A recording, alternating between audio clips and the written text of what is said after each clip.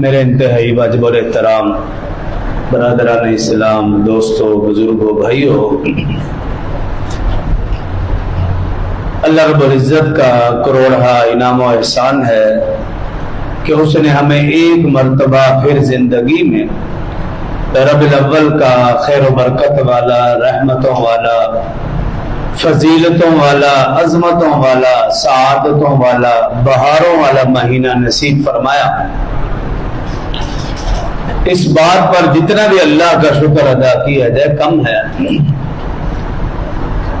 اور اس مہینے کو جو فضیلت اور عظمت ملی اس کے لیے یہی کافی ہے کہ اس مہینے میں محسن انسانیت، شفیع المذنبین، رحمت للعالمین حضرت محمد مصطفیٰ صلی اللہ علیہ وآلہ وسلم کی ولادت با سعادت ہوئی۔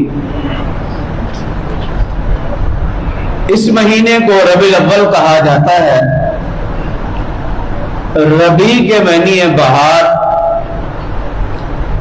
اور بہار جب آتی ہے غنچے چٹکتے ہیں، پھول کھل اٹھتے ہیں، کلیاں مسکراتی ہے، سبزہ زار مہکتے ہیں، پرندے چہچہاتے ہیں۔ بہار کی آمد سے دل و دماغ معطر ہو جاتے ہیں، ہر طرف کیف و مستی اور سرور کا عالم ہوتا ہے۔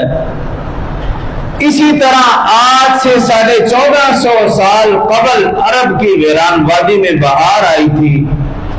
بی بی آمنہ کے گھر کے آنگن میں ایک سدا بہار پھول کھلا تھا، جس کی مہک سے ساری کائنات معطر ہو گئی، دلوں کے خلوت کدے روشن ہو گئے، تھکی ماندی انسانیت کو شادمانی نصیب ہوئی، عظمت انسانی کو سربلندی ملی، نسل آدم کا وقار بلند ہوگا، شرف انسانی کو معراج نصیب ہوئی، خاک کے ذروں کو حیات نو ملی۔ یہ آنے والی بہار اور اس میں کھلنے والا پھول حسن ازل کی تجلی خاص، جانے کائنات، فخر موجودات حضرت محمد مصطفیٰ صلی اللہ علیہ وآلہ وسلم کی ذات اقدس تھی۔ محترم سامعین، ارادہ یہ ہے کہ رسول اللہ صلی اللہ علیہ وسلم کی زندگی پر بات کی جائے ترتیب وار۔ اسی سلسلے میں آج رسول اللہ صلی اللہ علیہ وسلم کے حسب نسب کے حوالے سے چند گزارشات عرض کروں گا۔ تو آج سے اور آئندہ جمعے سے اسی موضوع کو لے کر ترتیب وار چلوں گا۔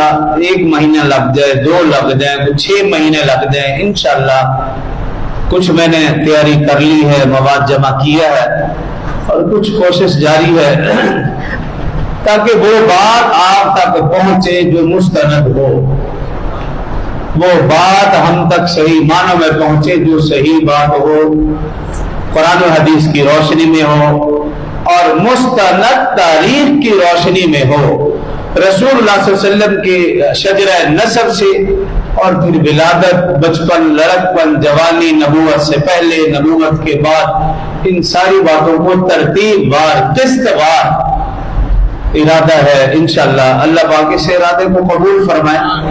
تو آج کے جمعہ میں حسب نسب کے حوالے سے چند گزارشات عرض کروں گا۔